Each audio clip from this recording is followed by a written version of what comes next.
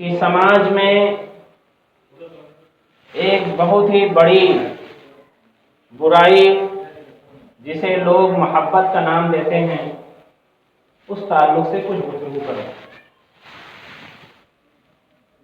آج 12 تاریخ ہے اور 14 فروری کو اپنے ہندوستان ہی میں نہیں، بہت ساری جگہوں پر ویلنٹائن ڈے منایا جاتا ہے۔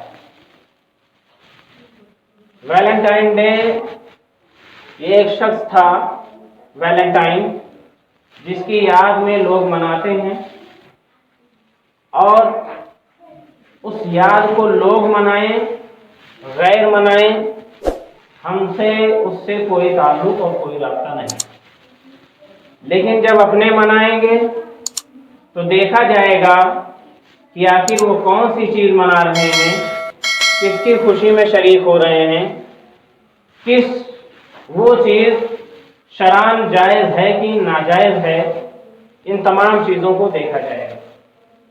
پہلی بات تو کسی غیر اسلامک لیڈر کی تاریخ ہم نہیں مناتے، نہ ہمیں منانے کا حق ہے، نہ ہم اس کو اتنی اہمیت دیتے ہیں۔ دوسری چیز یہ کہ اسے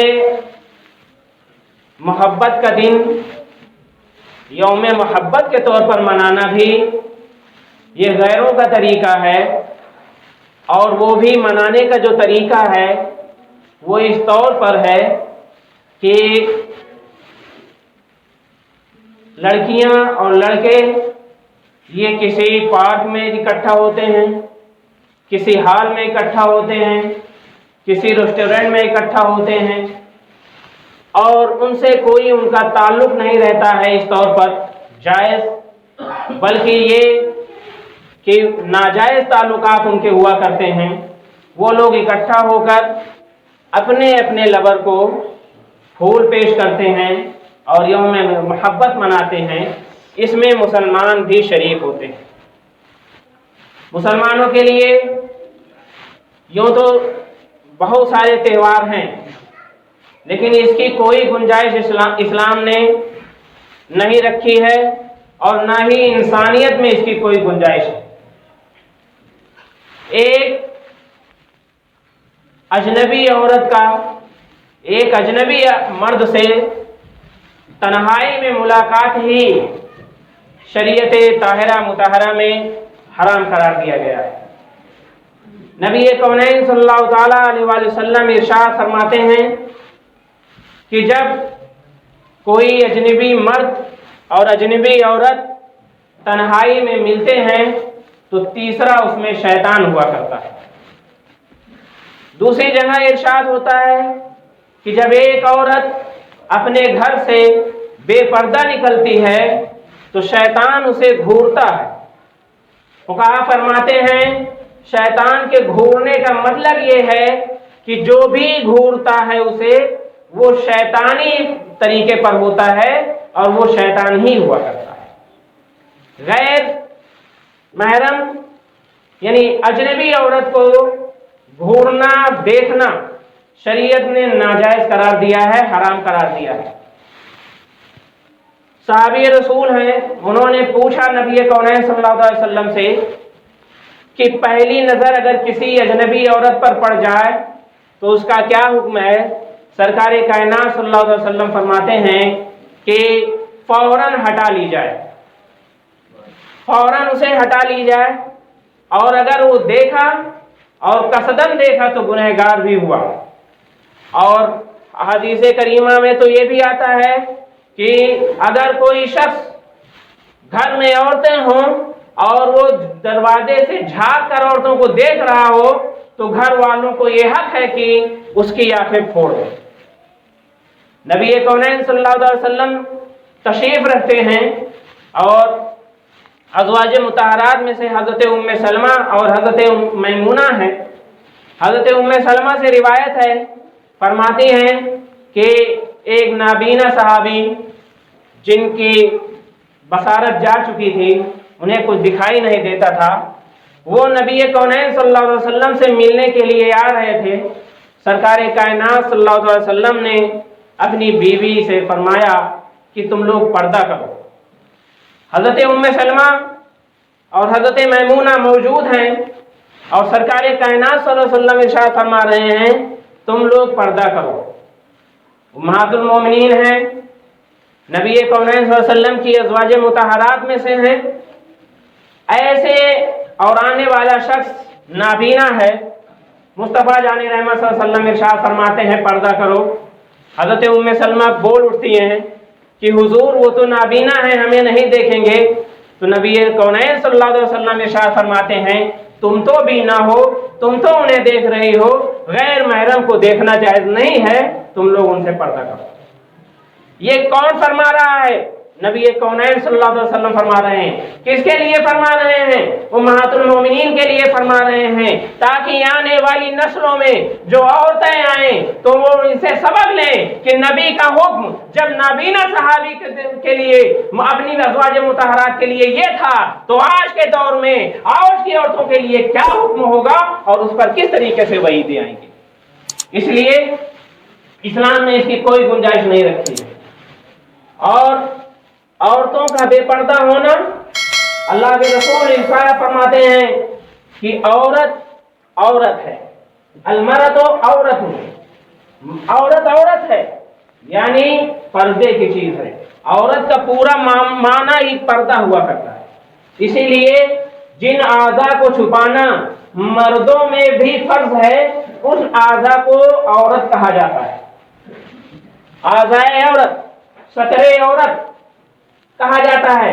ستر عورت مردوں کے لیے ناک سے لے کر گھٹنے تک ہے، ان کا چھپانا فرض ہے، تو اس اعضاء کو، اس جگہ کو بھی عورت کہا جاتا ہے۔ تو اب سوچئے عورت کا معنی ہی پردہ ہوا کرتا ہے، تو عورت اگر گھروں سے باہر نکلتی ہے، بے پردہ نکلتی ہے تو شیطان اسے گھورتا ہے، اور جب دو مرد اور عورت ایسے ہوں جو اجنبی ہوں، تنہائی میں ہوں، تو ان کے درمیان میں شیطان ہوتا ہے۔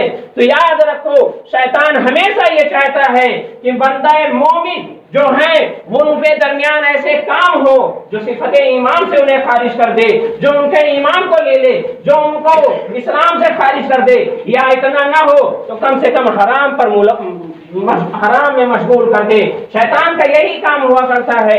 اس لیے ہمیں اور آپ کو چاہیے کہ نبی کونین صلی اللہ علیہ وسلم نے جو فرما دیا ہے اس پر یقین رکھتے ہوئے اپنے آپ کو اپنی بدنگاہی سے بچایا جائے اور عورتوں کو بھی پردے میں رکھا جائے، عورتوں کو پردے میں رکھا جائے۔ علماء فرماتے ہیں کہ مکہ معظمہ میں ایک نماز یا ایک نیکی کرو تو 1,00,000 نیکی کا ثواب ہوتا ہے۔ جماعت کے ساتھ پڑھو گے تو نہ جانے کتنی نیکیاں ملیں گی، لیکن فرماتے ہیں عورت کے لیے مکہ یعنی حرم میں نماز پڑھنے سے بہتر ہے کہ وہ اپنے حجرے میں نماز پڑھے، اس کو اس سے زیادہ ثواب ملے گا، کیونکہ عورت جتنا ہی پردے میں رہ کر نماز پڑھے گی اتنا ہی وہ بہتر پر عمل کرے گی، اور اتنا ہی بہتر پر عمل کرنے کی بنیاد پر اسے اتنا ہی زیادہ ثواب ہوتا ہے۔ عورت کی نماز باہر جب پڑھتی ہے تو اس سے اچھا ہے کہ وہ برآمدے میں پڑھے، اور اس سے بہتر نماز اس کی یہ ہے کہ وہ کمرے میں پڑھے۔ تو یہ عورت کے لیے جتنا ہی وہ اپنے آپ کو چھپائے اتنا ہی عورت کے لیے بہتر، اور اتنا ہی عورت پاکیزہ ہوا کرتی ہے۔ ہم اور آپ جانتے ہیں حضرت فاطمہ الزہرا رضی اللہ تعالیٰ عنہ کو، آپ بتائیں ان کا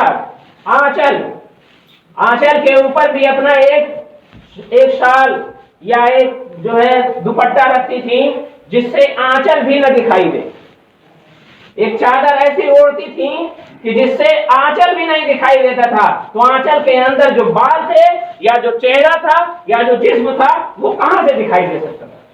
جس کا آنچل نہ دیکھا محو محرم نہیں۔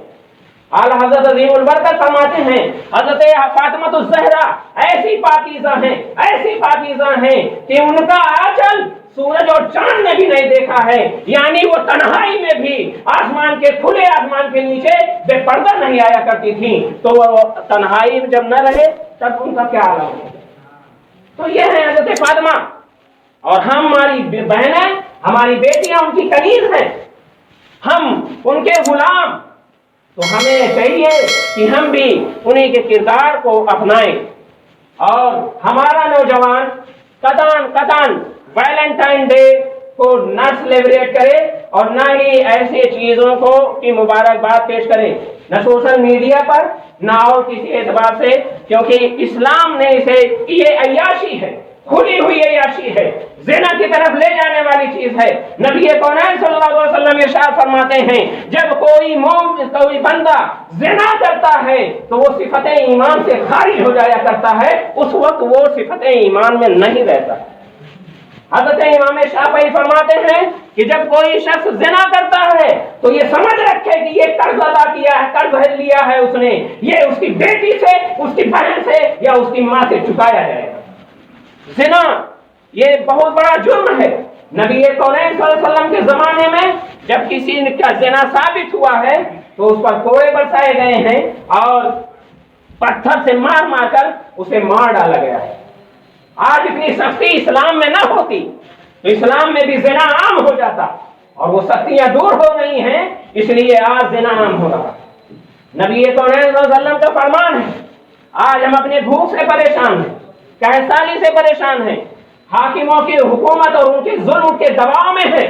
اللہ کے رسول نے ارشاد فرمایا جب زمانے میں زنا بڑھے گا تو بھوک مری بڑھتی چلی جائے گی، قحط بڑھتی چلی جائے گی، اور جب رشوت بڑھے گی تو ظالموں کا رعب مسلمانوں پر غالب آ جائے گا اور مسلمان مغلوب ہو جائے گا۔ آج رشوت بڑھ رہی ہے، زنا بڑھ رہا ہے، اور اس کا نتیجہ ہم اپنے سامنے دیکھ رہے ہیں۔ ہم کچھ بھی کرنے سے ڈر رہے ہیں۔ ہم ایک رہتے تھے تو ہزاروں پر بھاری رہتے تھے، ہر بولنے سے ہماری زبانیں لڑکھڑاتی نہیں تھیں، ہر کہنے سے ہمارے ہاتھ کانپتے نہیں تھے، لیکن آج یہ رشوت کی جو بازار گرم ہے اور زنا کا جو بازار گرم ہے، اس کی بنیاد پر ہمارے اندر قحط سالی، بھوک مری، پیسے کی کمی، رزق میں تنگی بھی آ رہی ہے، اور دوسروں کا روب بھی ہم پر ہو رہا ہے، اور دوسرا ہم پر ظلم کر رہا ہے اور ہم اس کو سہ رہے ہیں۔ وجہ اس کی یہ ہے کہ صفت ایمان سے ہم خالی ہوتے چلے جا رہے ہیں۔ اس لیے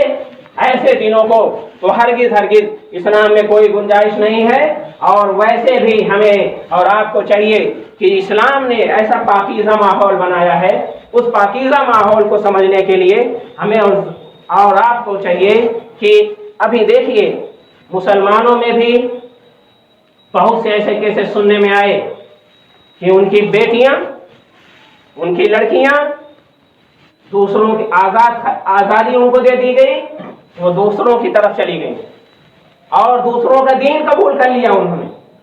مذہب اسلام جو پاکیزہ دین تھا اس کو چھوڑ دیا انہوں نے، اور اس کے لیے مہم بھی چلا رہا ہے غیر کہ کسی لحاظ سے انہیں پیسے کی اور لالچ دے کر، دولت کی لالچ دے کر، اچھے گھروں کی لالچ دے کر ان کو اپنی طرف پہلایا جائے اور ان سے دین چھڑوا لیا جائے۔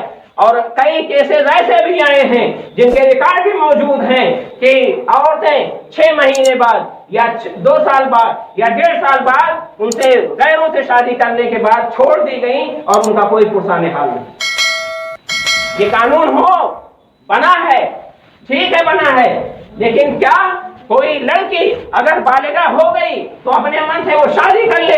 اس کے پہلے کے جو کارنامے ہیں، ہمارے ماں باپ نے ہم کو پالا ہے، پوسا ہے، بڑا کیا ہے، انہیں کی وجہ سے آج ہمارے ہاتھوں میں حرکت ہے، انہیں کے خون کی کمائی سے ہم پرورش پائے ہیں، اور ایک جھٹکے میں ہمیں دھوکہ دے کر وہ نکل جائے اور ہم کچھ نہیں کر سکتے ہیں۔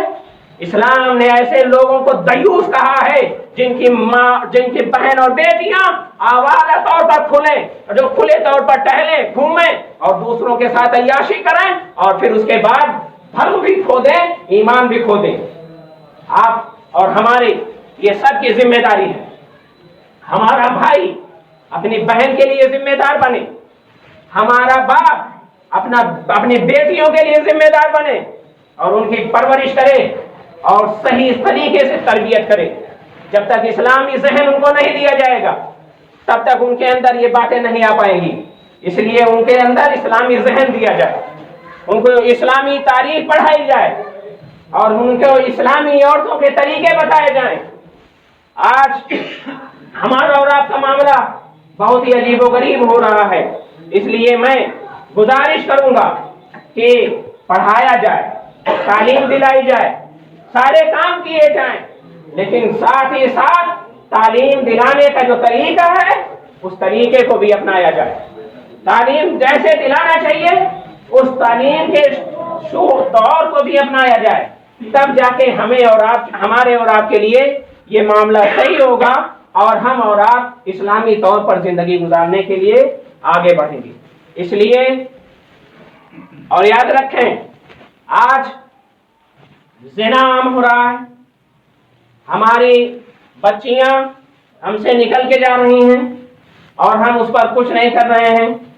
سماج کی بھی یہ ذمہ داری ہے کہ اگر کوئی ہمارے گھر، خاندان، ہمارے پریوار، بلکہ ہمارا پریوار پورا مسلم پریوار، پورا مسلم سماج ہے، اگر اس میں سے کوئی بھی لڑکی کسی کے ساتھ بھاگ رہی ہے یا کوئی غلط کام کر رہی ہے، وہ چاہے لڑکی ہو لڑکا، اس کو سمجھانے کی کوشش کی جائے اور اس کو سمجھانے کے ساتھ ساتھ یہ بتایا بھی جائے، اور اگر نہیں سمجھ میں آتا ہے اسے اور اس کے گھر والوں کو، تو ہمارا اور آپ کا یہ فریضہ بنتا ہے کہ ہم اس کا بائیکاٹ کریں تاکہ اس سے سدھار آ جائے، اور اگر یہ بھی نہیں کر پا رہے ہیں تو ہم بھی گنہگار ہیں، ہم بھی اس کے مستحق ہوں گے۔ لہذا کچھ چل رہا ہے کیا؟ اس پر توجہ دیں، یہ ہماری اور آپ کی ذمہ داری ہے۔ صرف کما کے کھلا دینا کسی کو یہ بہت بڑی بات نہیں ہے، یا کسی کے موقع، تھوڑے بہت موقع پر، شادی بیاہ کے موقع پر آپ وہاں حاضر ہو جائیں، یہ بہت بڑی بات نہیں ہے۔ سب سے بڑی بات یہ ہے کہ ہمارا بھائی جہنم نہ جانے پائے، ہمارا بھائی جو ہے گمراہ نہ ہونے پائے، ہمارا بھائی غلط روش پر نہ جانے پائے۔ ہم یہ بے عزتی اگر ہماری ایک بیٹی، ہماری بہن ہمارے گاؤں سے، ہمارے پریوار سے یا ہمارے سماج سے چلی جا رہی ہے، یہ پورے سماج کے لیے شرمندگی کی بات ہے، اور اگر اس پر بھی سماج شرمندہ نہیں ہو رہا ہے تو سماج کو سمجھنا چاہیے کہ ہماری حس ختم ہو گئی ہے اور ہمارے اندر کا ایمان ختم ہو چکا ہے۔ اس لیے اس پر پوری توجہ دی جائے اور اس کے لیے سب کوشاں ہوں۔ ہمارا نوجوان طبقہ اپنے آپ کو سنوارنے کی کوشش کرے، حسینی کردار اپنے آپ میں لائے۔ اسلام نے تو آپ کے لیے بہت سارے راستے ہموار کیے ہیں، جس چیز کو منع کیا ہے یقیناً اس میں بہت ساری خامیاں ہیں، جس چیز کو منع کیا ہے یقیناً اس سے کرنے پر ذلت و رسوائی ہے، جس کی چیز کو منع کیا ہے یقیناً اس کے کرنے پر ہم پستی کی طرف جائیں گے، کبھی بھی نہیں اٹھ پائیں گے۔ اس لیے جس چیز کو بھی منع کیا ہے، شراب، الکوہل، کوئی بھی ایسی چیز جو شراب کے نام پر ہے، جس میں الکوہل ہوا کرتی ہے، اس کا استعمال ہم ہرگز نہ کریں۔ آج کا نوجوان طبقہ وسکی کے نام پر اور جو ہے دوسرے نام سے شرابیں لے رہا ہے اور سمجھ رہا ہے کہ یہ شراب بھی نہیں ہے، اور سمجھ بھی رہا ہے تو اسے اسلام سے کوئی سروکار نہیں ہے۔ کیا یہ چیز ہمارے اور آپ کے لیے جائز ہو سکتی ہے اور اس میں ہمارے لیے فائدہ ہو سکتا ہے؟ جس چیز میں اللہ اور اس کے رسول نے فائدہ نہیں رکھا ہے، تم کیسے اس میں فائدہ حاصل کر سکتے ہو؟ حرام چیزوں میں اللہ اور اس کے رسول نے فائدہ نہیں رکھا ہے، اسی لیے تو وہ حرام کی گئی ہے۔ ایک آدمی کو یہ سمجھنا چاہیے، شراب پینے کی بنیاد پر وہ بے ہوش ہے، ظاہری ہوش ہی کھو بیٹھا ہے۔ جو چیزیں ہوش کھو دیں، کیا آپ اس کا استعمال کر سکتے ہیں؟ نہیں کر سکتے ہیں۔ لیکن شراب میں نہ جانے کون سی بات آپ پا رہے ہیں کہ وہ طاقتور ہو جایا کرتی ہے، جو پینے سے، جس کے پینے سے آدمی پگلا جائے، دماغ کھو بیٹھے، ہوش میں نہ رہے، اس کے پینے سے آپ کو کون سی طاقت اور کون سی انرجی مل جائے گی؟ ہاں، جب آپ کا دماغ کام نہیں کرے گا تو آپ کو مارا جائے گا تب بھی اثر نہیں کرے گا، آپ کو تکلیف پہنچائی جائے گی تب بھی اثر نہیں کرے گا۔ دماغ کا جو سندیش واہک ہے، جس میں سندیش آتے ہیں، جس میں میٹر آتے ہیں، جب وہاں آئے گا وہاں سے پھر وہ جاتا ہے۔ آپ کو پیچھے سے کوئی آواز دے گا تو پہلے سندیش دماغ کو پہنچتا ہے، دماغ پھر کان کی طرف بھیجتا ہے اور کہتا ہے اب سنو، تب وہ سنتا ہے۔ کیا وجہ ہے کہ جیسے ہی ہارن بجایا جاتا ہے آپ پیچھے مڑ کر دیکھ لیتے ہیں، یا جو ہے آواز سمجھ میں آتی ہے پیچھے مڑ کر دیتے ہیں، دماغ یہ سندیش دیتا ہے۔ جب وہ دماغ کام کرنا بند کر دیتا ہے تو ہارن بجاتے رہیے، سوئچ چبھوتے رہیے، چاقو مارتے رہیے، وہ آدمی اس کی طرف توجہ نہیں کرے گا، دیکھ رہا ہے لیکن توجہ نہیں ہو رہی ہے۔ آپریشن میں کیا ہوتا ہے، یہی ساری چیزیں ہو رہی ہیں۔ تو اب آپ دیکھیں کہ آپ اپنے آنکھوں سے دیکھ رہے ہیں لیکن ہاتھ نہیں ہٹائیں گے، کیونکہ ہاتھ جل رہا ہے لیکن سندیش نہیں دے رہا ہے دماغ، اب آپ کو وہ حکم نہیں دے رہا ہے، انڈیکیٹ نہیں کر رہا ہے، اس وجہ سے آپ کا ہاتھ جل رہا ہے اور آپ اس کی پرواہ نہیں کر رہے ہیں، دیکھ بھی رہے ہیں، ہٹائیں گے نہیں۔ تو دماغ کو جو خراب کر دے، دماغ کے سندیش کو جو خراب کر دے وہ شراب ہے، اور ہم شراب میں ملوث رہیں۔ اور ویلنٹائن